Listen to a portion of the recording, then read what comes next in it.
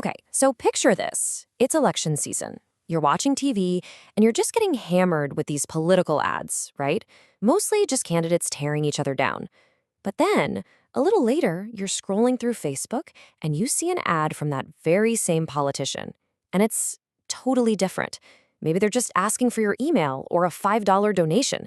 It feels like they're running two completely separate campaigns at once. So what's the deal with that? Why the split personality?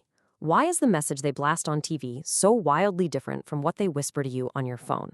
You know, it's been a massive puzzle in modern politics, but it turns out a really groundbreaking study finally cracked the code.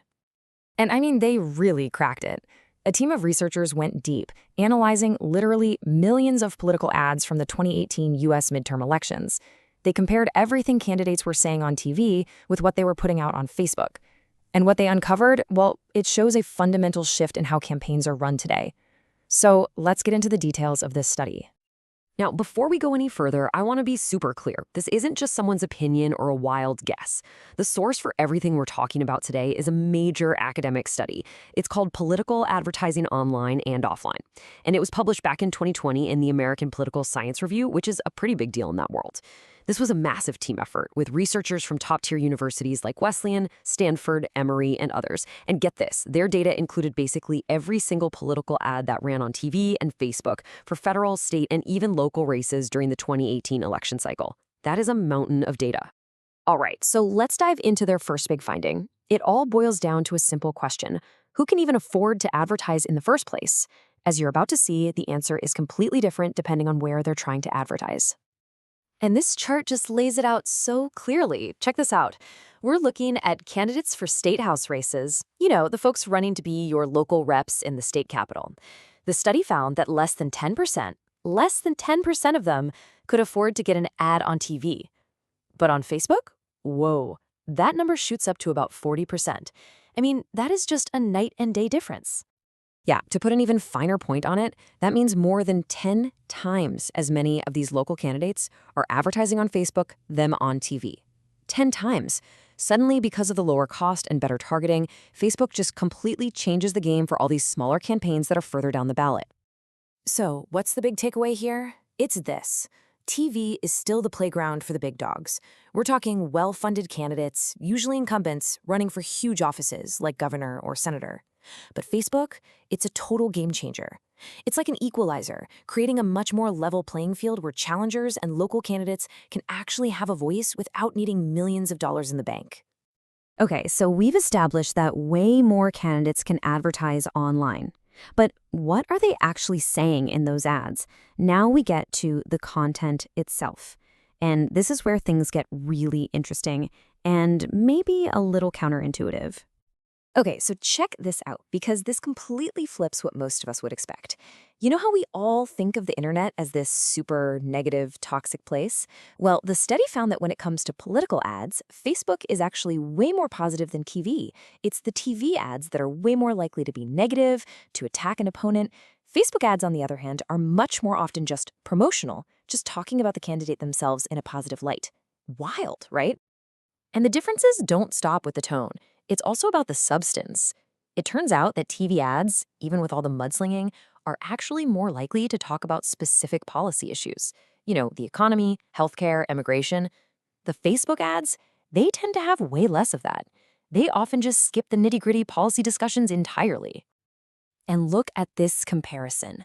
On television, where you're talking to a huge, mixed audience of Democrats, Republicans, and independents, candidates usually play it safe. They tend to downplay their party affiliation. But on Facebook, it's a whole different ballgame. Since they can target their ads directly to their base, they go all in. They're way more likely to use strong partisan language and wave their party flag proudly. So let's recap for a second. What we're seeing is that Facebook ads are cheaper, they're more positive, they're more partisan, and they're less about policy. This brings us to the huge billion-dollar question, why? What's actually causing these massive differences? Well, the researchers found it really boils down to two main drivers. And the first one is just plain old cost. TV advertising is insanely expensive. And on top of that, it's super inefficient.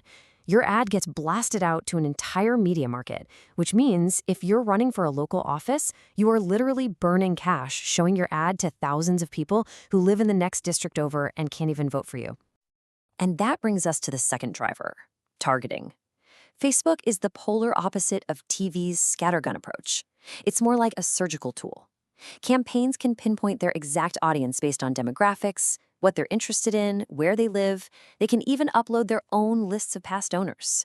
It means they can talk directly to the people they want to reach with basically zero waste. And here it is. This is the absolute key to the whole thing. When you combine those two factors, cost and targeting, you get two totally different strategies. TV ads are all about persuasion. You're broadcasting to everyone, so your goal has to be to try and convince those undecided swing voters to come over to your side.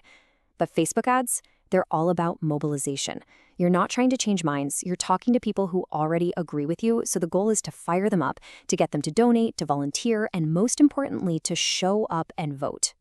Okay, that distinction, persuasion versus mobilization, is everything. It's the master key to understanding modern political ads. So let's wrap this up by looking at what this all means for you, for me, for all of us as voters. So if you're going to remember anything from this, remember these three big takeaways from the study. First, there's the equalizer effect.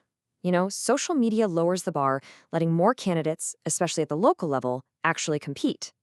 Second, when it comes to online ads, mobilization is king, not persuasion. The whole point is to fire up the base with positive, partisan messages. And third, and this is a big one, this all leads to a fragmented reality. Candidates can say one thing to one group online and something completely different to another. We're not all seeing the same ads or hearing the same message anymore. The researchers themselves put it perfectly. This quote just nails the core finding. They wrote, "The political diversity of television audiences compels candidates to engage in attempts at persuasion. Absent this constraint, candidates prefer to activate pre-existing partisan loyalties." Whew. In other words, when candidates have to talk to everyone, they try to persuade. But when they can just talk to their friends, they stop trying to persuade and just preach to the choir. It's that simple. Which leaves us with this final, really critical question to chew on. This whole shift online is a double-edged sword, isn't it? On the one hand, hey, more voices are in the conversation, more people can run for office, and that sounds great for democracy. But on the other hand, it could just be pushing us deeper and deeper into our own little partisan bubbles. So as more and more of our politics moves online, what are we really building? A more diverse and vibrant debate, or just much, much better targeted echo chambers?